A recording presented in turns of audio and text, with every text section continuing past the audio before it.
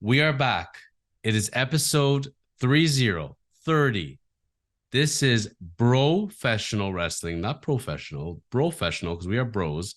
This is the podcast on wrestling, everything wrestling, but we're back for another week to talk about AEW. That is Jean-Pierre El-Khoury, and I am Jonathan A. Hacohen. And as promised from last week, we got a big segue for the world of AEW because we got a lot of stars, and they're kind of at the point. Are they coming? Are they going? What is going on? And first and foremost, JP, the conversation begins and ends with the Nature Boy, Ric Flair. Woo! Woo! So Ric Flair, who I thought had a Legends contract and is a WWE guy, I forgot he's a mercenary and he goes for the top dollar, not top dollar. And he has signed a contract with AEW. Um, please don't tell me at the age of 99 he's gonna be wrestling. I want to see it, Jonathan. Don't take away my dreams, baby. No, I don't know if he's going to be wrestling. I watched his retirement match with Jeff Jarrett, Jay Lethal, and his son-in-law. And seeing him go through that match, I thought we lost him. But thank God, thank the good Lord, he's okay. He's back at it. And not only is he okay, he's got a new energy drink. And Woo I think energy. woo energy. He's got it going on. He's got that big woo energy. He's ready to come on out to AEW and build up the hype. I loved seeing him and Sting together in the ring, seeing how shocked Stinger was when Tony Khan surprised Sting. Man, it's so good. I'm so happy he's with AEW, and I can't believe Triple H let him walk just like that. There wasn't any way of retaining Flair. Listen, with Ric Flair, there's Ric Flair side of it, there's the other side of it, and then there's the truth. With Ric Flair, you never ever know. You got Charlotte, and but the truth is, would Charlotte have a career if not for Rick? I don't know. She certainly capitalizes on enough. I mean, she uses his theme song, she does his moves, she does his The woo robe. Yeah. robe, she wears his Rolex, whatever, whatever. The thing with Ric Flair is if he's not the goat, he's on the monument of goats, and Yeah. at this point, I mean, the guy's more lives than a cat. Let him do whatever he wants. Fine, Yeah. come to AW. I'm okay with it. Just please be. I hope he's there fairly regularly, and I hope that he does play into the storylines. I think so. A thought occurred into my head when I was just thinking about why would WWE let him go? Which brings me to Logan Paul. Logan Paul has an energy drink, right? He's got Prime. So I'm wondering if maybe that type of agreement, maybe they wouldn't have two different energy drinks on WWE. Maybe that played into it. One kind of energy drink, one kind of beef jerky. Like they run a Yeah. very tight ship over there, I'm sure. Yeah. Maybe we can have a ladder match for an energy drink at the top. Ric Flair, Logan Paul, WrestleMania 40. Are you in? Winner's energy drink continues, and the other one has to go out of business. Logan Paul will not agree to that. By the way, he did take the smallest sip on the planet from his energy drink when he won his North American Championship. He went like this. So that's on Ric Flair. Stinger. We talked last week about Stinger, and we were both fairly disgusted with how WWE had treated him. I Hmm. get he's there to elevate Darby Allin. The whole Stinger with the gloves and the belt and the bats. I think it's time for Stinger to go home. I think that the time is near. He's not really wrestling much anymore. He's not saying much. It was fun. Time to just focus on going every weekend to a new card convention and signing autographs at $50 a pop. I think this is where life is headed for him. What do you think? I agree, and I look forward to being at those conventions. It would be a dream to meet the Stinger, and I'd probably freeze up like when I met Hulk Hogan. I'm still You so met Hulk embarrassed Hogan? about. Dude, I shook his hand. He was walking down the Boardwalk? hallway at Comic Con in Toronto at Fan Expo, and I see a group of guys and just this monster walking down the hallway. And I told my buddy when we were going to Comic Con, I have a feeling I'm gonna meet Hulkster today. And wouldn't you know it, he's coming down this entourage, and this big man is right behind them in the middle. And I was like that little kid in the Brett commercial, Brett, right? But with Hulkster. And I'm like, Hulk, is that you? He's like, yeah, brother. And I'm like, dude, I love you so much. I prayed every day and I took my vitamins. And I shook his hand. And I just froze. I don't know. I defaulted. I was blown away. But I shook hands with the man.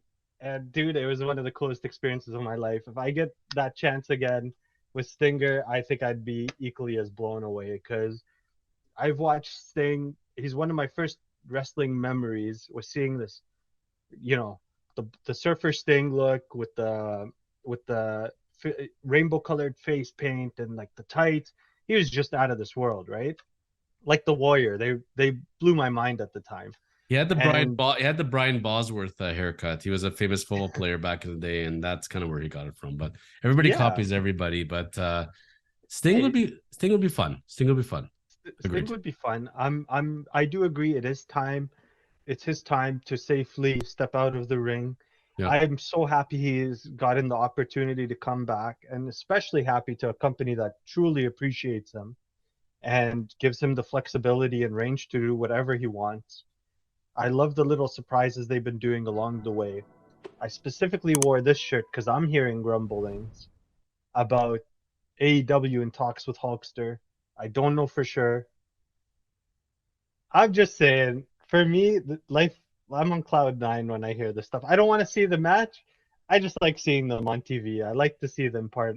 Like when I saw Flair and Sting, I was so happy. I'd love to see Hogan come out too. But JP, we'll see. I'm so scared to tell you this, but do you remember WCW? Oh, I love Yeah, WCW. and what happened after Hulk Hogan went to WCW? He took it over, but this is different And now. what happened He's to not. them? What happened to them, JP? They folded. What happened when Hulk Hogan went to TNA Wrestling? Right. If I'm AEW, I'm staying far, far away, or it's like a one-shot deal. As soon as you Yeah, get that's what I they're want to see. all right, That's it. I one-shot just want deal. to see him. Yeah, I just want to see him one, maybe two times, maybe two times. But I'd love to see Hulk in the ring again. Just I don't want to see him fighting. I just want to see him there. I think that could be something really cool, really special.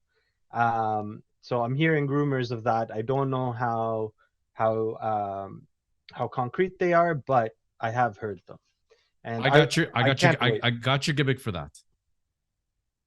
MJF signs a lucrative long-term deal, and it all in 2024, all into the biggest pay-per-view extravaganza of all time, which will be the biggest attendance ever in a wrestling pay-per-view, bigger than All in One.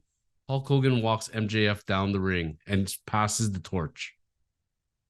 But this man has very little track record of passing on the torch.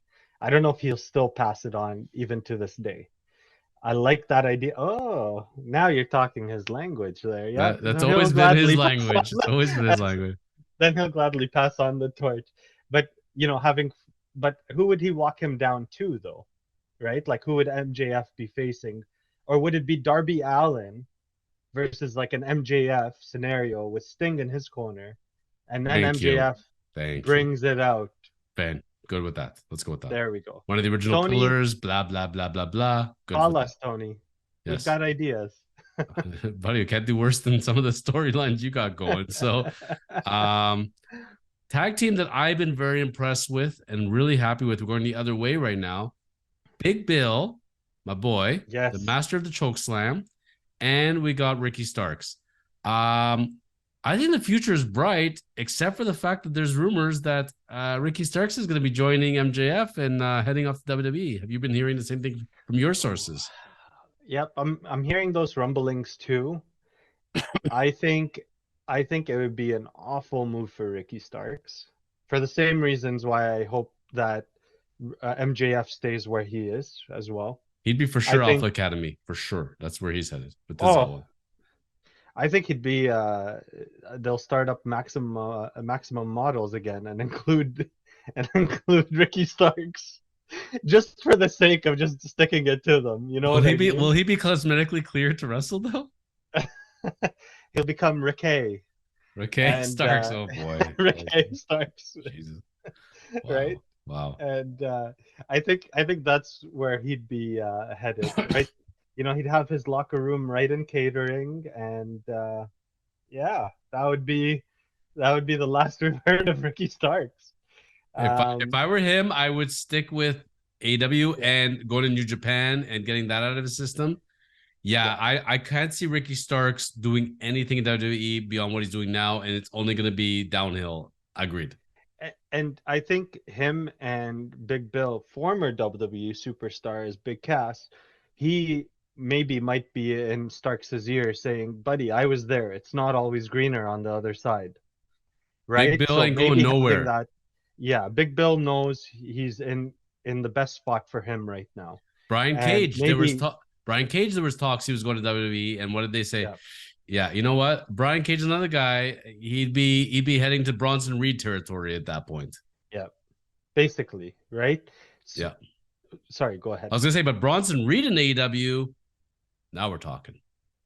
That's a lot of meat. Their meat division is growing, my friend. All right. So you've got you've got fantastic stars to work with in AEW that guys like Starks can really benefit from working and learning from, and you've got an owner that has the time for you. Most of the guys, from what I've read and heard, and sources have said, is Tony's Tony has an ear open to the guys around him. Mhm. He'll he'll try to work with ideas. He'll try to give you what you need to take it to the next step. I don't think he'll get that from the other guys because, quite frankly, like they don't need you as badly as someone building a business needs you. And that's where Tony is right now. He's still building a solid business and he's doing a fantastic job. I Absolutely. love AEW to the core, but I I watch think Rampage. I even watch Rampage now. I have a subscription. I watch Rampage. amazing. I It's pay it's the I all pay the great I pay wrestling. I pay the $8 a month just so I can watch Rampage and Dynamite. Yeah. It's worth it. It's so worth it. Sorry, Like collision. I such keep making. it's such quality wrestling that it's more wrestling than talk show, whereas WWE's more talk show than wrestling nowadays. I'm So a huge fan of Butcher and Blade even. So yeah, no, I get it. I get yeah, it. So one name I gotta they're throw. actually fun. Yeah, Kip Sabian's an interesting dude. I like him on commentary. If you've seen him on commentary, he's very good on commentary. He did the Yes, All In pre-show. He was very good. he was. Yeah, I really liked it on the All In. So now I'm going to give you one last name. The future of AEW. We talked about some retiring stars, some current stars, up and coming star. I'm really torn what to do with this guy because I love him. He's really grown on me. He makes me want to learn how to dance, and that's of course Daniel Garcia. I'm really glad that he got out from MJF's shadow. Sorry, Chris Jericho's shadow, and from the whole Jericho Appreciation Society. I think now it's time to push him as a single star, and is another guy that I think he's AW, and Yeah, he's ready to take that next championship. And whether it's the TNT championship or the All Atlantic or the All American or the International, whatever you're calling it today, give him one of those championships or give him a Ring of Honor World Heavyweight Championship. And I think Daniel Garcia is ready to slowly become the new face of AEW. absolutely. I think so too. There's actually an interesting story with Garcia's career arch. Was he was supposed to be part of Blackpool Combat Club, and then he got pulled into Jazz, Jericho Appreciation Society. So I'm wondering how his career would have progressed being part of Blackpool Combat Club, and I wonder if maybe that will still exist because I think Garcia is an up and coming star, but I think he still needs to be around a faction or a group to help elevate him a bit. And I think I would really like to see him step into that. I think he'd be really good in that club. He'd blend in pretty well. Guaranteed it was Wheeler Yuta's spot. I can picture that Yes, perfectly. Of course, it was Wheeler that's Yuta's right. spot. I like Wheeler Yuta a lot in Blackpool Combat Club. I also like the idea because at the of how the faction was functioning, but now Blackpool is kind of turning around a bit. If Wheeler was to leave, get injured, get tossed out, Daniel Garcia in the newest incarnation of the Blackpool Comic Club would be quite interesting, actually, because they're kind of on the cusp of face heelish a little bit, and Yeah. he's gonna have more success than Wheeler. That may be interesting for him if we progress him to another faction, or make him a heel, a real heel, and put him in with the Mogul Embassy, and eventually turn on Swerve and him versus Swerve. That could be a cool thing if you start bringing Garcia Yep. up. That's it. I still think he needs a group around him to help elevate him. But I think that he's not too far now from reaching, uh, you know, uh, TNT level. I think getting to the TNT championship would be his next goal, and I think he's getting really close of that to that. So we'll see what brings in for Garcia. But right now, TNT champion Christian, he's untouchable. He's the king of that belt. He's bringing it to new heights. Best storytelling, best heel, league of his own. Keep that belt on Christian. We're loving it. And I don't know what we're going to be doing quite with outside people in this. We have Christian Cage with Nick Wayne, Luchasaurus, and everything Yes, else. But it'll be quite fascinating to see where we go with that because there's still guys circulating in these factions, and it's kind of like a merry-go-round, musical chairs. We'll see where everybody ends up landing. absolutely. You never know, but there's a bunch of young talent, and that's one of the things I was thinking about actually earlier today. I'm like, man, AEW has a lot of young up and coming guys going after the belt. You can see the hunger, like they want to take it to the next level. And I feel like with with maybe one of WWE's thing, why I'm losing interest in it is I don't feel that anymore. I Nobody think has a everybody's just chance. kind of comfy. Nobody has a Everybody's chance. yeah, like you're not taking it off Roman. Seth is doing a great job. He's earning his, he's earning his championship, but it just feels so stale, right? And then you got the Intercontinental Championship on lock, Yeah, right? Gunther's not going What anywhere. yeah, where's the drive All to you be a have is North tag champ American. All you have is North American, or you have all the belts going in NXT, in and that's NXT? Yeah, which is their ring right? of honor right now at this point. Yeah, right. So I mean, if that's one thing, any of you WWE producers listening to us, watching us, please either introduce new belts or start moving some belts because you got so much underutilized talent there, just kind of rotting away. And I think most of those wrestlers, unless you have a brother that you grew up with, don't dream about becoming a tag team champion. You want a singles title, you want a singles run. Please give us belts. AEW does a fine job of giving lots of belts. You get a belt, you get a belt, you get a belt. It's great. I love it. Okay, as soon as we have Good job, Tony. mixed gender belts, I'm out. I told you Yeah. that very clearly. It's like I drew the line at the 6-man tag belts because I don't get it, but mixed gender belts, I'm out. So I say at least let's get some storylines moving along. Let's get some new champions in here. Agree. But it's funny Yeah. because WWE was being criticized for a new champion every week. Now nobody can lose their belts. So we kind of have a fine line. Just keep Dom Mysterio as a champion. That's all I ask. Like change everybody else, but just leave Dom. That's JP El-Khoury, Jonathan A. Hacohen. This has been Professional Wrestling, the podcast. Leave your comments, questions. You love it, you hate us. Please share your thoughts. Love to hear what everybody has to say. WWE, AEW, and what do you think are the future of these AEW stars? And are some ready to go out to pasture? And you think some are ready for WWE, or should they stay put?